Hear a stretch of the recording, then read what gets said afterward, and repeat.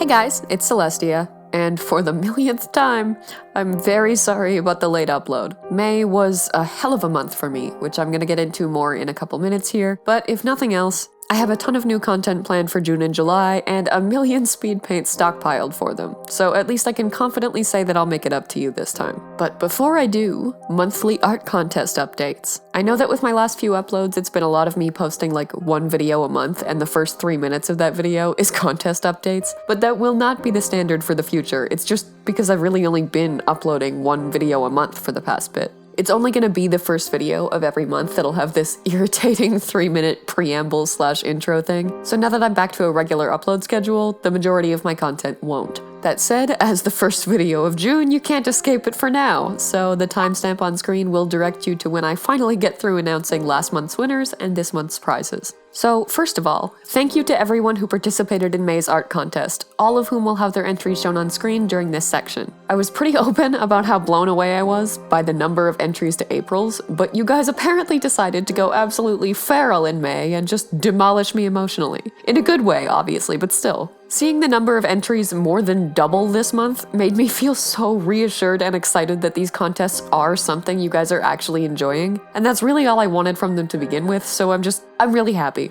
And I'm looking forward to keeping this little tradition going on for as long as you guys want me to. I've also been really impressed by the variety of different ways people have been interpreting the monthly themes, because while you can tell they're all based on the same prompt by looking at them all together, everyone has put such unique twists on their pieces that it's just fascinating to spend a few minutes going through them all individually and seeing what really simple, vague words like spring or night make people imagine. Anyway, rambling aside, I'm happy to announce May's winner of the GAOMON M1220 graphics tablet, which by popular vote is Maya Art with this beautiful piece. I love the way they contrasted the darkness of the night with the vibrancy of the cherry blossoms. The composition and the color really just worked perfectly together to make it look gorgeous, and it's just generally fantastic. Maya's social media is both on screen and linked in the description, so please check out their other work. Thank you again to everyone who participated, and if you didn't win, don't worry, because as always, with a new month comes a new contest and a new chance to win another tablet. In this case, June's contest theme is neon, and once again, GAOMON has been generous enough to sponsor the first place prize, a PD1220 pen display tablet.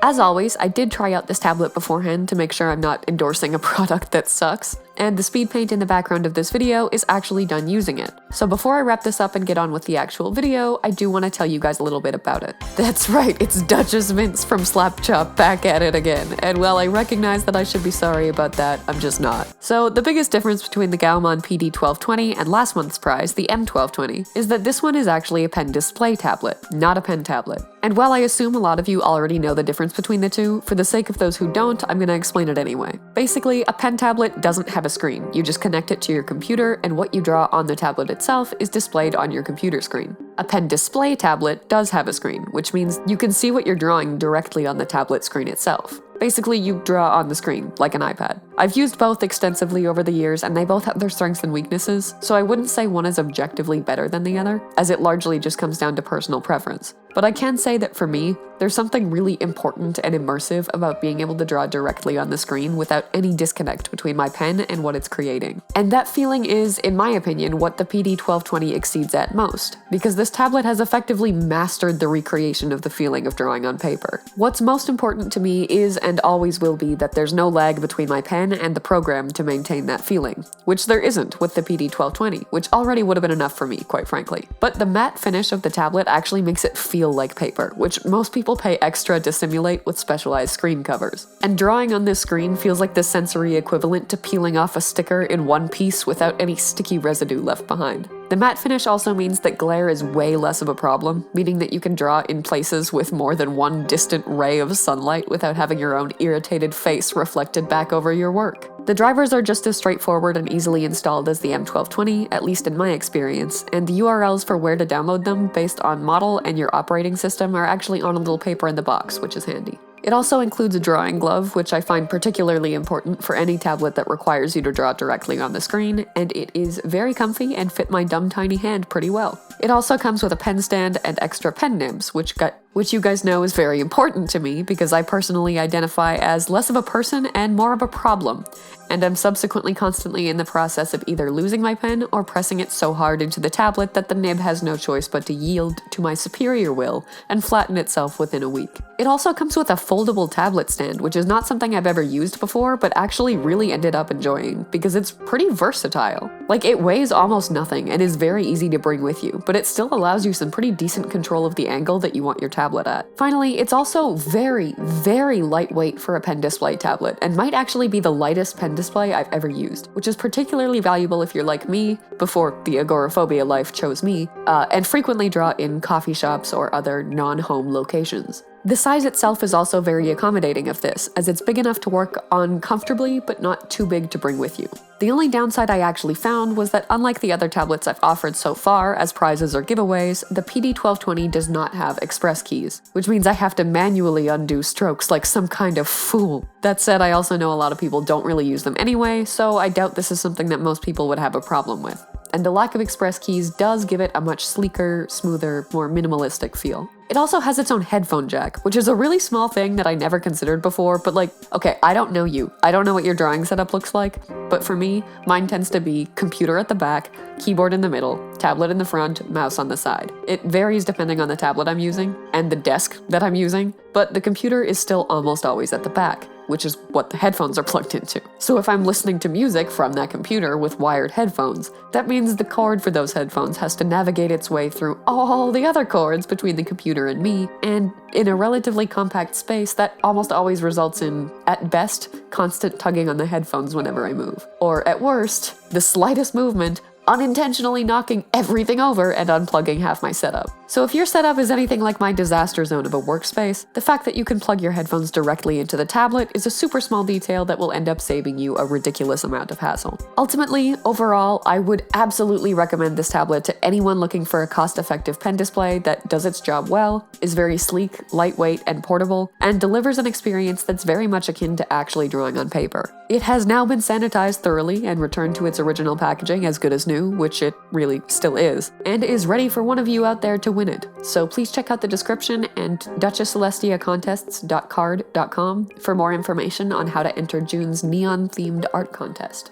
Big thank you again to GAOMON for sponsoring this month's prize once again. Alright, Duchess Vince is gone. Welcome back to those of you who skipped to get here, and thank you to those of you who stayed and supported my decision to moonlight as a zany infomercial host with a checkered criminal record. We're finally at the actual topic, which is not quite as fun, honestly. As many of you know, I've been struggling with my health for a number of years now.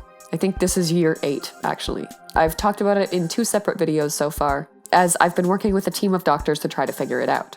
So if you want to know more about the background of all this, I would encourage you to check those out first, which are linked both in the cards above and the description. But TLDR, I've been experiencing severe stomach pain and gastrointestinal issues for so long that it's led to malnutrition, 40 pounds worth of sudden weight loss, and the inability to properly live my life, either by way of the pain, the fact that my body is too malnourished and fatigued to function, or both. And until about a month-ish ago, no one has been able to figure out what was causing it. Most of the doctors I saw actually just said, "We can't find anything wrong with you, so you probably just have a sensitive stomach. Shut up and deal with it." But since moving to a new city and finding a new family doctor and a team of specialists, it's been taken a lot more seriously. And recently, thanks to both those teams and the support of the community that helped me get to and from testing and pay for new medication, I finally know what's actually wrong with me. It just so happens that it fucking sucks. It also has literally nothing to do with my stomach itself, which explains why no one could figure out what was wrong with my stomach. I mean, I'm still having stomach-related symptoms, it's just that there's nothing wrong with my stomach that's causing the symptoms. It's complicated. I'll explain, but bear with me because this is all new to me and has been a shit show to learn about and try to adjust to, so my explanation will likely be as erratic and all over the place as my actual understanding of what happened. Basically, since my last video, I've gone for a plethora of stomach-based testing, including a gastroscopy, an ultrasound, a bunch of grosser ones,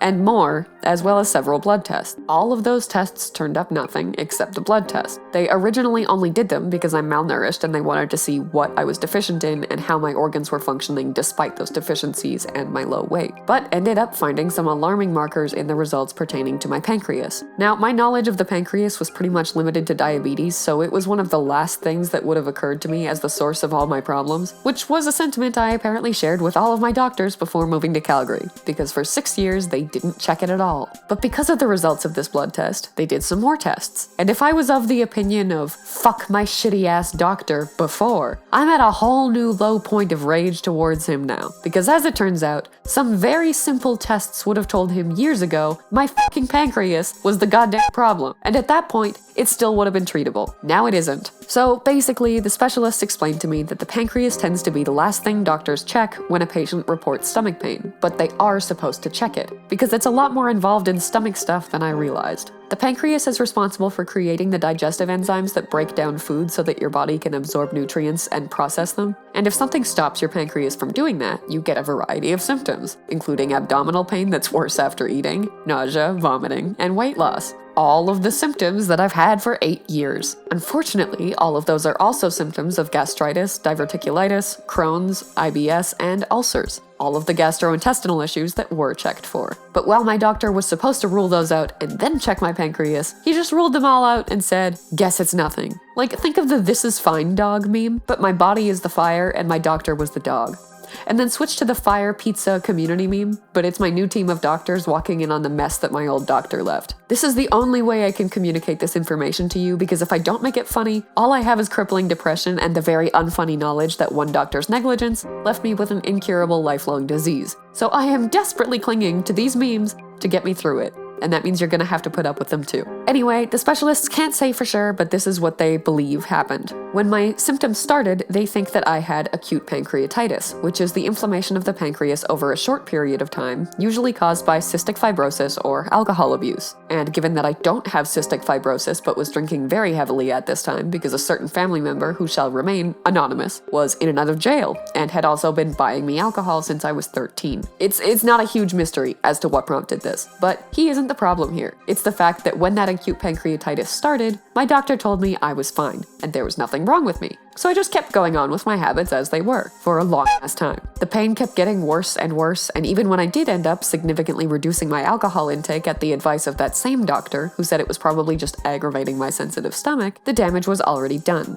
because no one checked my pancreas in the first place, and no one treated it for the acute pancreatitis that either kept coming back or never fully went away. See, acute pancreatitis can be treated easily, and all of the symptoms in most cases will go away, with no irreversible damage or lasting effects to the pancreas. But when it goes on for long enough, it becomes chronic pancreatitis, which is what I have now. And that means that the damage is done. It went on for so long with no one checking it that there is no way to undo the organ damage. And my pancreas is effectively just gonna function poorly, if at all, for the rest of my life. Because one doctor refused to check it for years. Because he thought it was period cramps, or a sensitive stomach, or me being a baby. I have fucking organ damage that can never be undone because of this asshole, and I just have to live with that. Anyway, in terms of treatment and prognosis, there's really not much to be done. I've cut out sugar and meat altogether, as well as any greasy or fatty foods, and my alcohol intake is much less than it used to be and is being very carefully monitored. Beyond that, I now have to take very expensive digestive enzymes with all of my meals because my pancreas doesn't make them anymore, which at worst is going to burn through my savings and at best is going to make me digest food slightly better than I have been, as well as a cocktail of nutritional and vitamin supplements to try to convince my body to keep some of the things it needs to function if it won't get them from my food. And that's it. At age 24, my doctors have basically told me that that's all they can do for me, and that the rest of my life will have to be spent with a BMI of 18 and a diet of practically nothing, constantly battling horrible pain, fatigue, and malnourishment, and regularly checking to make sure my pancreas doesn't stop working altogether. Because one guy ignored a completely treatable condition, the rest of my life has been irreversibly decided for me, at least in terms of health. I really wanted a better conclusion. I spent years telling myself I'd given up on finding out about what was wrong with me, but because I didn't know, there was still some small part of me that kept hoping, whether I liked it or not. At least before, I knew there was a chance that things could get better someday. And I'm not saying I wish I didn't know. There's still some relief in knowing, and if I didn't find out, this could have turned into something life-threatening. And right now, it's not something life-threatening, and I don't mean to downplay how grateful I am for that fact, because holy fuck am I grateful. I could have had stomach cancer or colon cancer or pancreatic cancer or whatever the fuck else, and I don't. And that's something I regularly count myself incredibly lucky for. But it's done. I can't tell myself there's any chance of things getting better anymore because there isn't. There just isn't. And hearing a doctor tell you that your health will just never get any fucking better and all they can do is try to make living with it easier when you're 24 is crushing. It's not life-threatening, but it's sure as hell life-changing. And the fact that it was completely avoidable is a punch in the gut that I don't know if I'll ever fully get over. To try to contribute something vaguely positive as an update, I'm okay. I'm not dying. I'm being treated in every way that they can possibly treat me. And things could be much worse than they are. I can live with this and I will live with this, as much as I'm still struggling to come to terms with it.